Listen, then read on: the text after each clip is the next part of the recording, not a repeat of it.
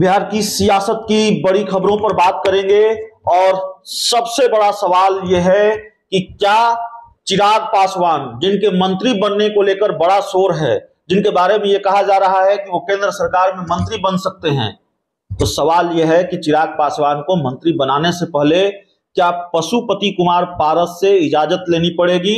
कहां चिराग पासवान तो ये चाहते हैं कि पहले पशुपति कुमार पारस एनडीए से बाहर हों, केंद्रीय मंत्रिमंडल से बाहर हों, तब वो मंत्री बनेंगे या एनडीए में शामिल होंगे।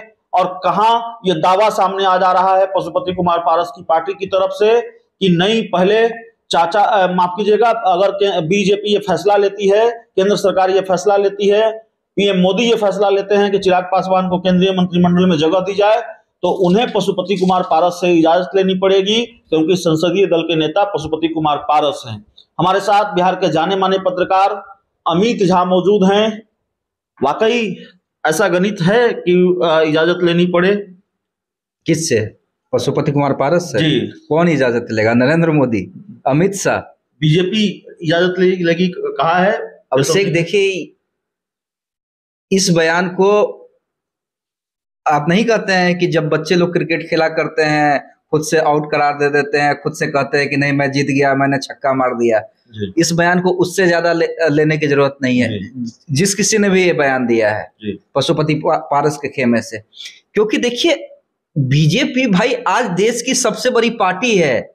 नरेंद्र मोदी सर्वे सर्वा है, अमित शाह सर्वे सर्वा है। ये लोग देश की राजनीति को चलाते हैं। इन लोग के हिसाब से आज के देश की राजनीति तय होती है। तो आप समझिए, उसे इजाजत लेने पड़ेगी एक चिराग पासवान को केंद्रीय मंत्री बनाने के लिए पशुपति कुमार पारस से।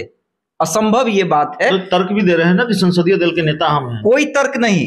देखिए, मैंने आपको पहले भी कहा था कि अगर नरेंद्र मोदी को ये लगेगा कि अभी बिहार में चिराग की हमें जरूरत है, तो चिराग पासवान को केंद्रीय मंत्री बनने से कोई नहीं रोक सकता है और इसके लिए किसी की इजाजत लेने की जरूरत नहीं है। आप देखिए ना, पशुपति कुमार पारस यही आरोप लगाकर पारस के में अलग हुआ था ना कि पार्टी गर्त में जा रही थी, पार्टी में सिर्फ एक सौरभ के नाम का चल रहा था। चिराग पासवान घर में बैठे रहते थे, कहीं घूमते नहीं थे, जनता के बीच में नहीं थे, कार्यकर्ता को समय नहीं दे रहे थे। आज चिराग पासवान को देखिए, एक पांव दिल्ली में, दूसरा पांव बिहार में। हर एक सप्ताह जो चिराग पासवान कर रहे हैं, जो एक तो पिता का जनाधार आज तक किसी भाई को मिला है? हाजीपुर के लोगों से बातचीत हुई, हाजीपुर भी गया हूं, लोग यही कहते हैं कि चूंकि रामविलास पासवान यहाँ से सांसद रहे थे, बहुत काम किया है यहाँ, या इसलिए हम लोग चिराग पासवान के साथ है। ज्यादातर लोगों ने यही कहा है। यही मैं कह रहा हूँ अभिषेक। देखिए ना, आप यूपी का उदाहरण ले लीजिए ना भाई। अखिलेश यादव ने मुलायम सिंह यादव का विरोध किया अपने चचा के खिलाफ, पिताजी को पार्टी से अलग तक कर दिया, लेकिन मुलायम सिंह यादव का जो वोट बैंक बना था, जो मुलायम सिंह यादव ने वोट बैंक बनाया था, वो किसके साथ गया? वो शिवपाल के साथ गया कि अखिलेश के साथ रहा? सीधे इसका जवाब है। तो बिहार में भी रामविलास पासवान ने जो वोट बैंक अपना तैयार किया है, वो सबको पता है, वो चिराग के साथ रहेगा। दूसरी बड़ी बात है, चिराग पासवान खुद बिहार के दौरे पे हैं, लगातार वो बिहार के दौरे पे हैं, कार्यकर्ताओं से मीटिंग कर रहे हैं। सुबह निकलते हैं, रात को 12-1 बजे तक मीटिंग करते हैं पटना आने के बाद। ये आप भी जानते हैं, मैं भी जानता हूं। तो बीजेपी भी तो ये देख रही है ना कि एक्टिव कौन? चिराग पासवान, पशुपति पारस के एक्टिव हैं, उनके पार्टी के कौन से नेता एक्टिव हैं? नहीं, पार्टी की बैठकों में तो पार्टी के जो सांसद हैं वो भी ज्यादातर नजर ही नहीं आते। आपने तो बड़ी करीब से देखा है इसको। वही मैं कह रहा हूं ना, कौन एक्टिव है? महबूब अली कैसर एक्टिव है या वीणा देवी एक्टिव है? अगर एक सूरजभान सिंह के फैमिली को निकाल दिया जाए, या सूरजभान सिंह के फैमिली को भी मैं कह रहा हूं, सूरजभान सिंह को निकाल दिया जाए, बिहार में किसका प्रभाव है उस पार्टी से? पशुपति कुमार पारस के पार्टी से।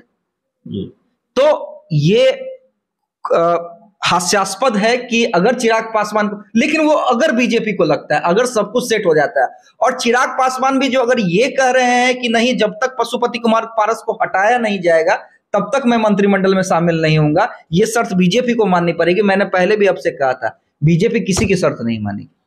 अमित झा के पास एक मैग्नीफाइंग ग्लास है, बड़ी बारीकी से चीज़ों को देखते हैं और लंबे वक्त से देखते रहे हैं, बिहार के लोगों को बताते रहे हैं राजनीति का अंदाज और मिजाज।